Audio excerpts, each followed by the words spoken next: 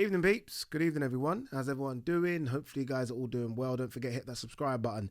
If you guys are new to the channel, don't forget as well to like and share the vids.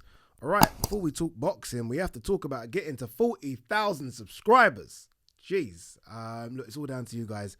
I can't thank all of you enough. All of you that like the videos, share the videos, old school subscribers, new subscribers, the ones that jump in on the lives. Honestly, look, I can't thank you guys enough.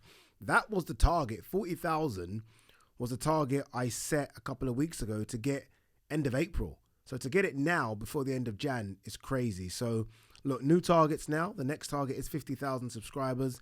I have said that once we get to that 50, we're doing a meet and greet 100%.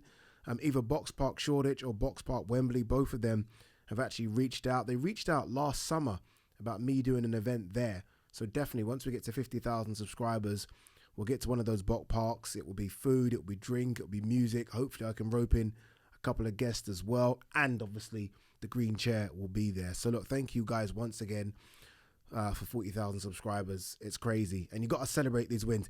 It's unfortunate that this is a dry January for me. So I'm not drinking until, a couple of days time, where I will definitely pour myself a nice glass of fine whiskey. That's what we're going to do. All right, let's see what there is to talk about before we talk what next for the big man, Anthony Yarde. Amanda Serrano and Alicia Baumgardner are fighting this weekend, and I feel like it's gone completely under the radar. Like no one's talking about it, which tells me that there's still a way to go for female boxing. I think it's been on the ascendancy, and it's been a fantastic last couple of years, especially when you think of some of the fights we've had. Katie Taylor-Serrano, Savannah Marshall, Clarissa Shields, Baumgardner, Maya. We've had some great fights, but I still think work needs to be done, because again, for me, you've got two of the best names in Serrano and Baumgardner fighting undisputed fights on the weekend, and I feel like it's not got the push, and it's not being spoken about by us boxing fans like it should be. Now look, that could be for a couple of reasons. I guess the biggest reason is that it's been a couple of really good weekends for us, right? Yarde, Turbev and Eubank Smith the weekend before, so maybe that's the reason. But I think we need to show these ladies some love. I'll do a couple of preview videos throughout the week, and I'm looking forward to the fight card as well. It's a decent fight card, some decent names on there, but obviously the main names are Alicia Baumgardner going for undisputed, Serrano going for undisputed. I think that's a fantastic fight. I keep saying it. I mean, look, it's unfair on Serrano, the Katie Taylor one. She has to jump 10 pounds. I know she was like a whisker away from doing it last time, but that's a big jump. What's her to Baumgardner is a 4-pound jump. I think it's a fair fight, and it's two ladies that will bring it, that will absolutely bring it. And I feel like if Eddie can't get the Katie Taylor Croke Park fight over the line, Serrano Baumgardner is the next best thing for me. Turbev versus Smith, Top Rank exec floats the idea of a summer fight in Montreal. Callum Smith, the WBC mandatory. A lot of people after the fight, which I felt was strange, were like, I've seen something in Turbev where I feel Smith will take him. I don't know how you've seen that. Look, Smith's looked really good under Buddy McGirt, but come on now, Turbev has faced every style, and regardless of whether or not he's been outboxed a little bit in some of those fights, he's found a way not just to win, but to stop his opponents. And that's something. 19 fights, 19 wins, 19 knockouts. And all of a sudden, people think that Callum Smith's going to beat him. Look, Callum Smith's got a good chance. I think I said on the live yesterday that I give him a 20% chance. And I only given him 20%, which is a bit more than I gave Yarde, just because Smith has that big fight pedigree. He's been in big fights before. The Groves fight was big. The Canelo fight was big. But I watched that Canelo fight, and although I think Canelo's a better boxer than Turbev, they fight quite similar in terms of they are very aggressive and push you on the back foot. And if small Canelo can push you on the back foot like he did to Callum Smith, Turbev will, I think, just destroy him. I really do. It's funny, I'm doing the DAZN boxing show in about an hour with Tony Bellew. There's no doubt we're going to argue about this. Yarde on stoppage to Turbev. My team care about me. They saw something I didn't see. Let's talk about it. Fantastic performance from Anthony Yarde. Really, really good performance. Look, in the end, though, it is a defeat, but I think he takes so much away from that defeat. I mean, he wasn't in there against a European champion or a Commonwealth champion or a fringe world level guy. He was in there against numero uno. He was in there a guy that's going to go down as one of, I think, the best light heavyweights we've ever seen, right? The record tells me that. If you look at what Turbev's done to every opponent prior to Yarde, no one gave Yarde a chance. Like, I guess in the lead up to it, people started flip-flopping a little bit, but when this fight was first announced, it was like, Yarde's dead. Like, Turbev's going to absolutely break him in half. And I think Yarde showed that he's made drastic improvements since the Kovalev fight. Like, he's now using his brain as opposed to just using his brawn. I think Tunde's made improvements as well. Tunde in the corner, great advice. Tunde stopping the fight at exactly the right time as well. There's no point Yarde shipping more punches. But I think Yarde shows a few different things in there. I think the way in which he turned Turbev, when Turbev started to come in. Turbev obviously made adjustments, but Yarde was even good fighting on the back foot. He was good fighting on the back foot. I didn't like it. I didn't want him to be in the corner. I didn't want him to be on the ropes. But Turbev forces you to do that. And I thought Yarde on the back foot was good. His jab was good. We know he can be spiteful to the body. That overhand right in the 5th or 6th round, which made Turbev step back a few steps. Fantastic. But ultimately, he was in there against someone that is just very, very good. Turbev made the adjustments, whereas Yarde maybe didn't. And at that elite level, fighters make adjustments. Like Turbev, in the first couple of rounds, you guys will remember it, kept jumping in. And Yarde kept spinning in and landing that check left hook. Turbev never did that after the second round. Never did it. Adjustments. So, look, it was good for Yarde, but it is a case of now what next? First things first, go on holiday. Go and enjoy your riches. Go and enjoy, putting that weight back on, because Yarde is a big, big guy. Letting your hair down, so to speak. Go and do that.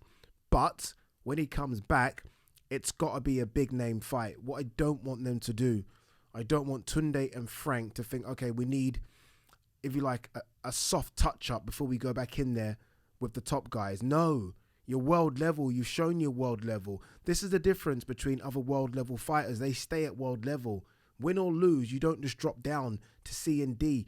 He's there now. I'm not trying to say fight the A gods, but at least stay at B level. At least stay there. Why not Joe Smith? Why not Boatsi?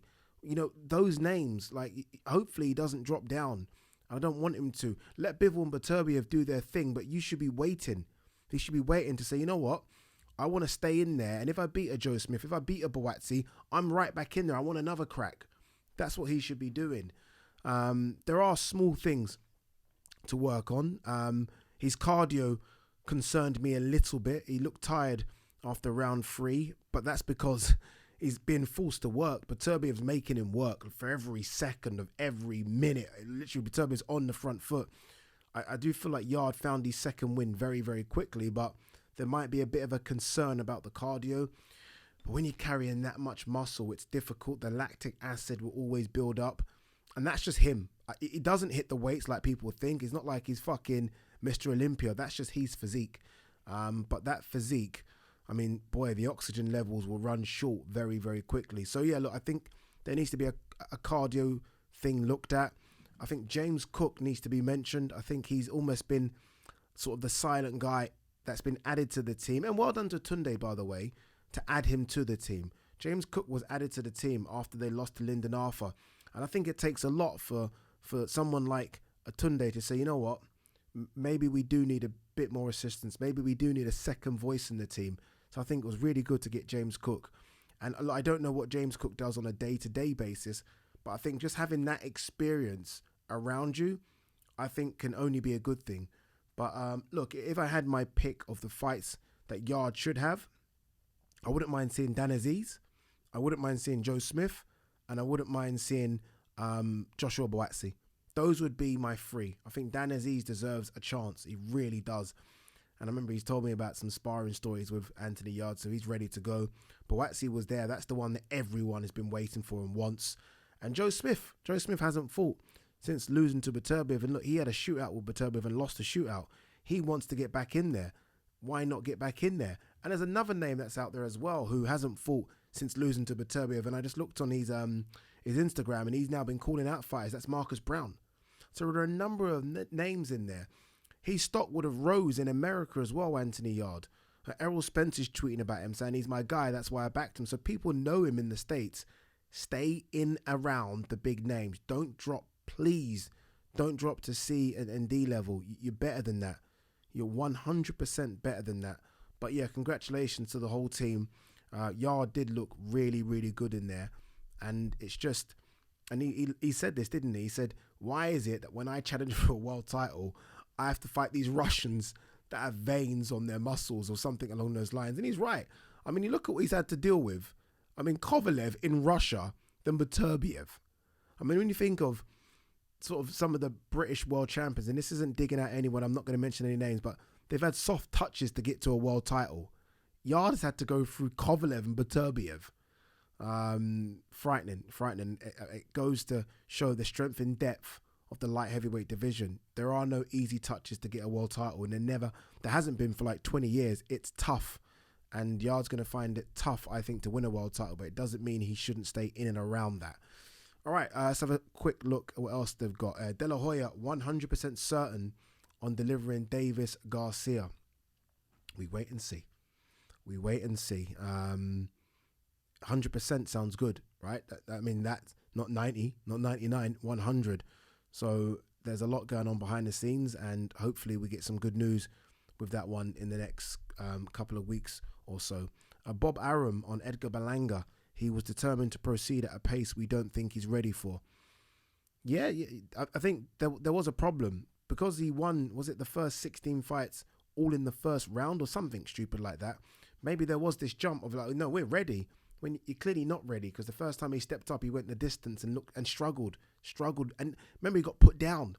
And I was like, maybe he's lost this fight. So, look, he looks like he's on his way to either Golden Boy or Matchroom. I've seen Eddie put up a few posts and Edgar Berlanga's liked them and commented on them and reshared them. So it could be Golden Boy or Matchroom, but hopefully there's still a good fighter in there. Hopefully there's some good matchups in the next couple of years for Edgar Berlanga, because he does have that support. But for me now, there's a lot to work on. Callum Smith, I'm in my peak years. The time to beat Turbev is now. Look, Callum Smith is capable. Let me not try and shoot him down by saying he's certainly capable. Callum Smith, a really good fighter. Again, a lot more aggressive under Buddy McGurk. But and I like it. He's asking for him now. Yeah, good. Don't try and chase him when he's 40.